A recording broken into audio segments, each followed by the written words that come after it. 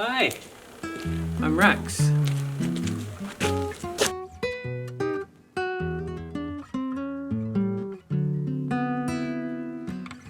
My first real hero was my own grandmother. She treated everyone with respect and kindness, no matter what. My grandmother was a devout Christian, but she didn't preach what she believed, she lived it every day.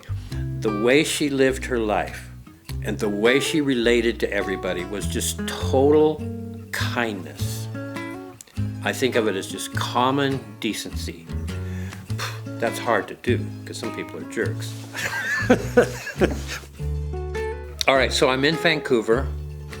This is the 1970s. I'm in my 20s. I'm in the peace movement. We're doing peace protests and actions and stuff all the time. But there were a group of us who really felt that the world needs an ecology movement. It needs an environmental movement. In those days, all of the factories had these giant pipes that just came right out into the river and were just dumping all their toxic waste right into the Fraser River. They could never get away with that now. And we'd bring the film crews and the TV people, and we would make these big corks, and we'd take them in our boat, and we'd like cork these these pipes coming out into the Fraser River. So we were doing like media actions for ecology, which was unknown at that time. So we decided, well, we got to do this globally. We want a world environmental movement. And a friend of ours was a scientist who was working with whales, and he says, the whales are being slaughtered. The whales are already been reduced to like 5%. The Atlantic gray whale was already extinct. So we had a friend who had a fish boat. We're going to go out and we're going to take this little fish boat. It was ridiculous, but we're going to do this. Take this fish boat out and find the whalers and confront them and take film crews and cameras and film the whole thing. And we're going to make a big international protest and splash to save the whales. And that was going to be the first big international, purely ecological Greenpeace action.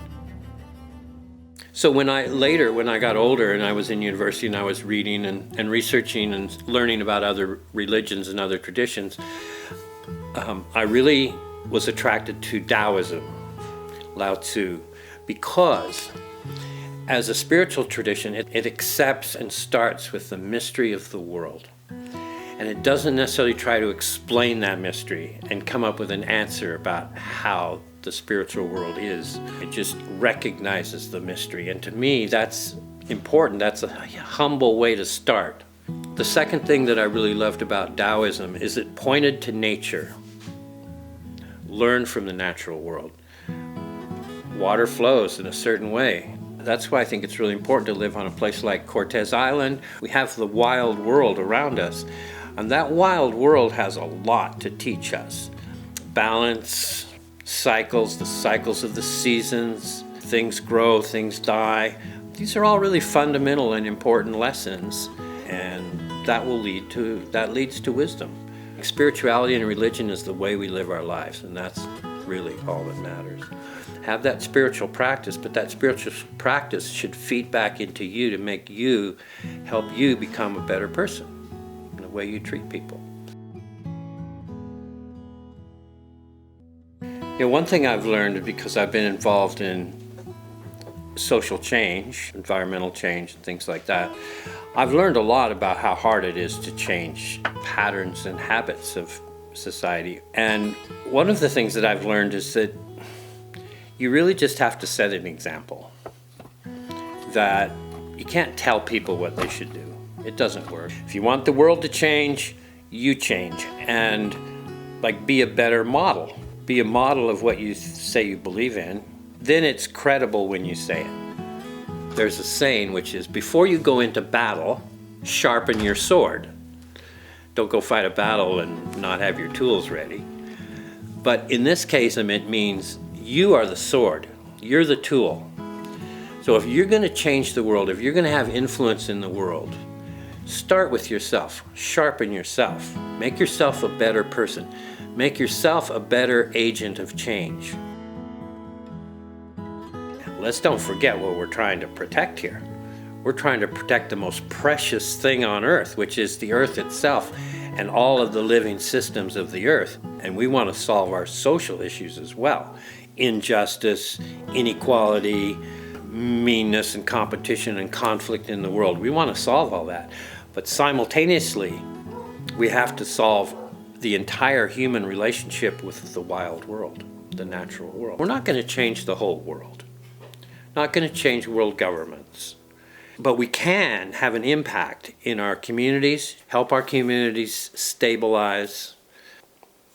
We have to accept these limits, and that's going to be the hard part.